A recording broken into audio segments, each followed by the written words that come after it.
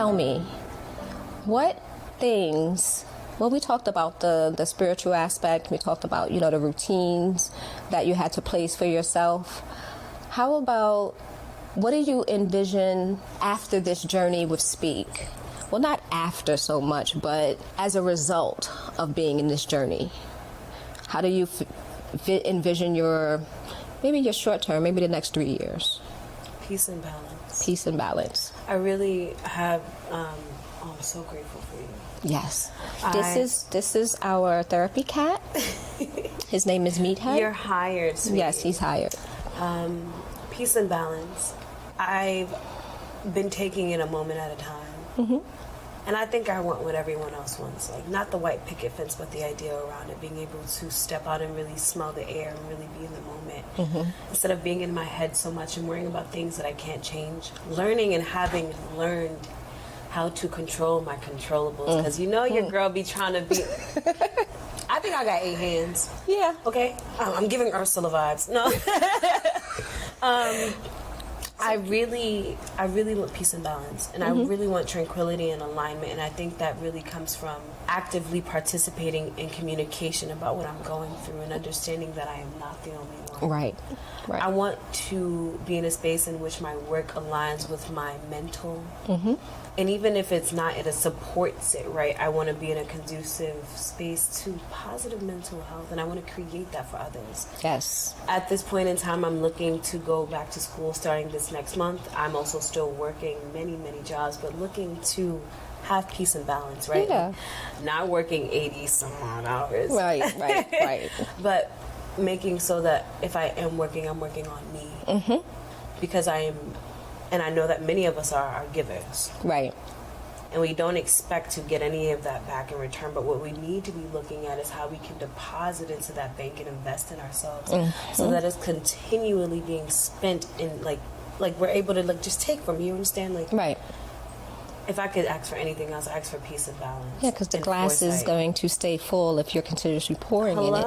And then other people will get their overflow. Exactly. So you won't be depleting yourself, caring for others, because you're caring for yourself at the same time. I'm looking for opportunities of education and growth. And whether that's figuratively, spiritually or emotionally. Right. Expanding my worldview when it comes to my mental health and not shying away from the fact that I'm someone with multiple different diagnoses. Right. Listening to my body and knowing that when I feel like the going gets tough, that I have my support system. And keeping in touch with that too. We hermit ourselves. Yeah. Because we carry shame and ignorance. Yeah. So I hope I'm shouting from the rooftops in the next 3 months, 3 years, 3 decades, because I have my voice now. I'm glad. That's beautiful. I'm emotional because I remember day one, and I remember I'm an empath, so I guess I feel the energy around me always. And when I first spoke with you last January, I felt the pain that was in your voice. I felt it was pain, it was worry, it was kind of like the last straw. To a certain extent, I've been there. I know exactly what that sounds like and what it feels like.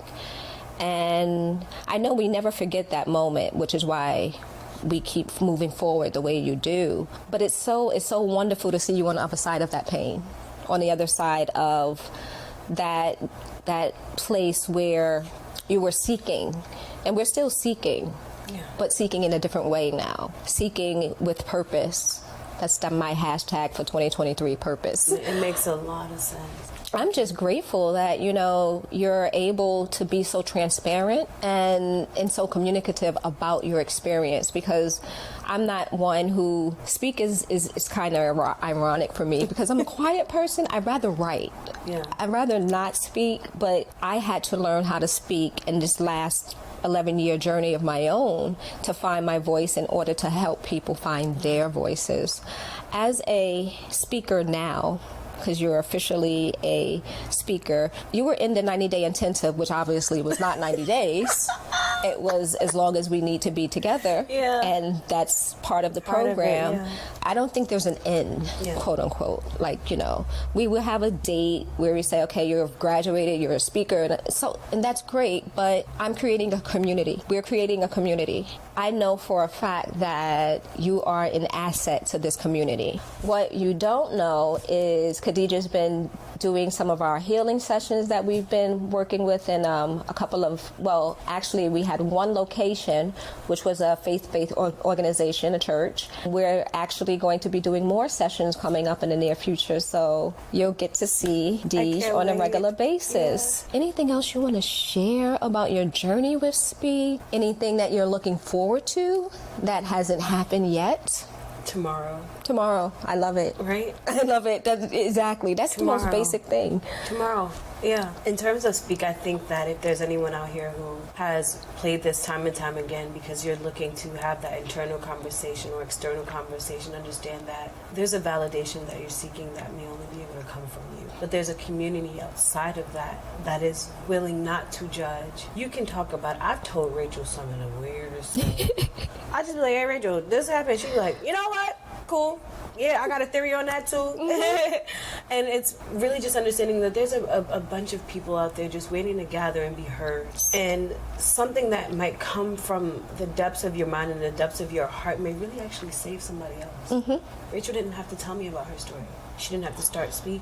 You could have looked at my profile message and then kept it moving like the many other people. Yeah. But you were a part of a group of people who really took that time. And I know that in seeking mental health, we worry about judgment. Yes. But place grace over judgment. I like that. Grace over judgment. It's something we learned recently, and I think it's so important to, as a speaker, as somebody who felt like they had their tongue cut out of their mouth. It's never too late. And it might come in the form of putting a Facebook message. It might come up as a text message to a dear friend. There's many resources.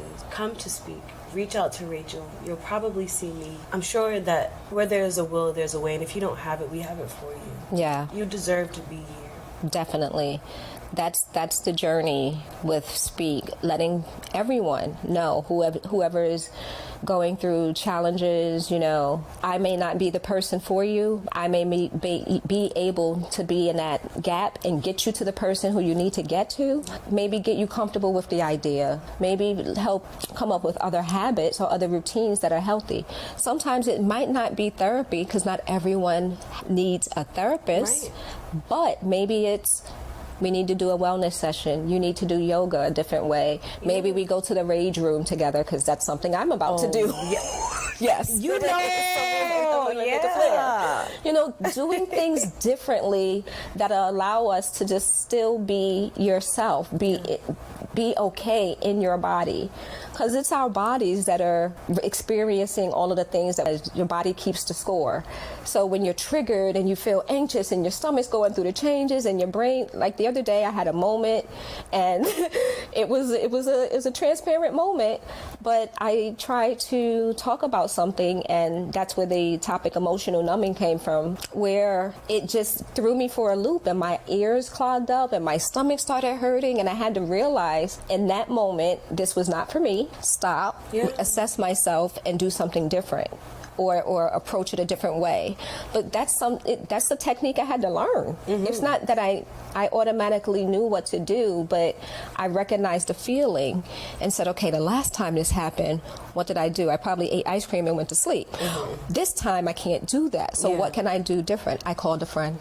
And that's different. And you know what's so funny? I've worked with children for some time. When children are having behavioral moments, I'll just call them those, we often ask them, listen to your body. What is your body What is your body saying? Yes. And we're asking a child to describe the most intense emotions to us through the feelings of their body, and that's how they're able to know it. I practiced yoga during a time because I had no idea how to listen to my body. We come from a community of people who are walking around with all sorts of ailments because they never listen. We don't listen. And I'm touching upon like maybe physical ailments such as diabetes and things like that, right? Like you have a pain in your body you might ignore. Sometimes you have a pain in your mind, right, that you're ignoring.